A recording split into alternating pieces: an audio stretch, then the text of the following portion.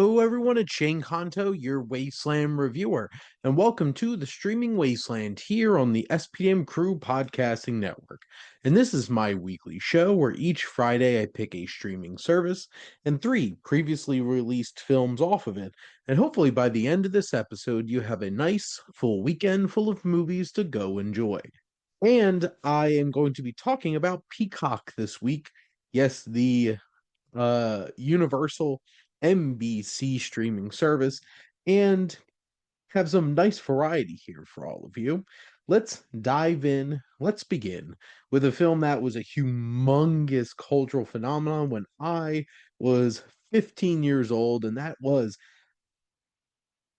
Zack Snyder's 300.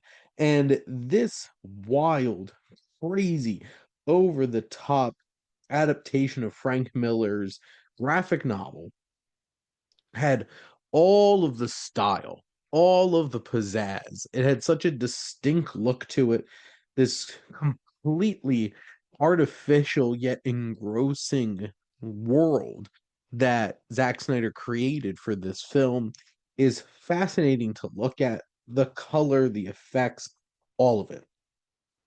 It is a wild, violent, bloody, just giant masculine fueled fury of violence that takes the sword and sandal and the war films and turns them on their head and does all kinds of crazy slow motion action, plenty of CGI abs, and some really intense dudes.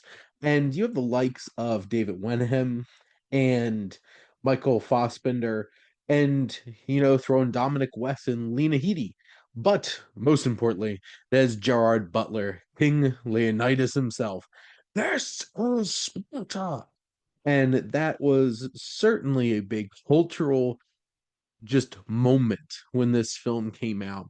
And it is a wild ride. It is full of nudity and violence and blood and battling, just violence and mutilation.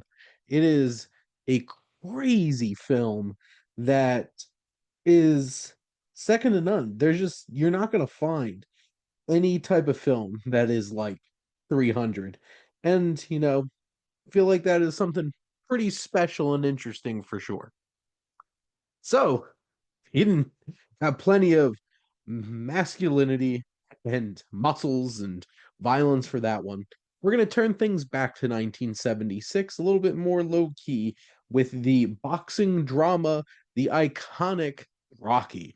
And yes, as an Italian American from South Jersey, right across the river from Philadelphia, this movie hits real close to home in a very special way.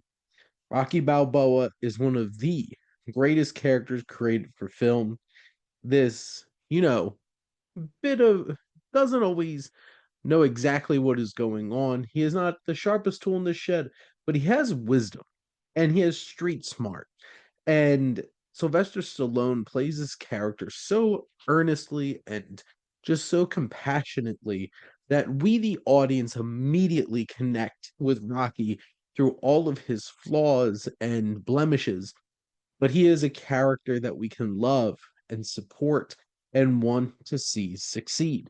And this film is not, a 90-minute string of montages and boxing matches like, by the time Rocky 4 rolled around. This is a legitimate drama that has great drama. The down on his luck guy trying to make ends meet. He is a little smitten for the mousy little quiet girl at the store, Adrian, played by Talia Shire. This has great performances from Burgess Meredith as Mickey, the most iconic trainer in the history of boxing movies. Burt Young as Paulie, and of course, Carl Weathers is Apollo Creed.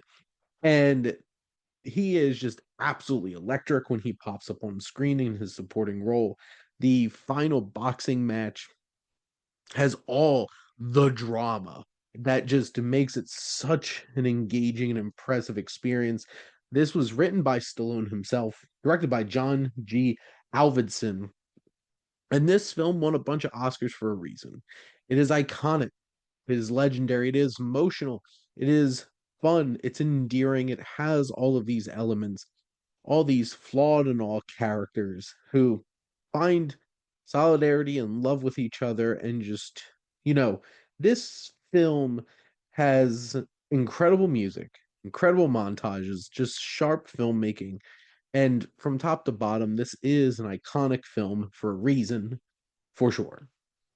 Lastly, we're going to turn the clock back up to 1984 for a TV movie, actually, and that is A Christmas Carol. So, yes, we are indeed in the month of December.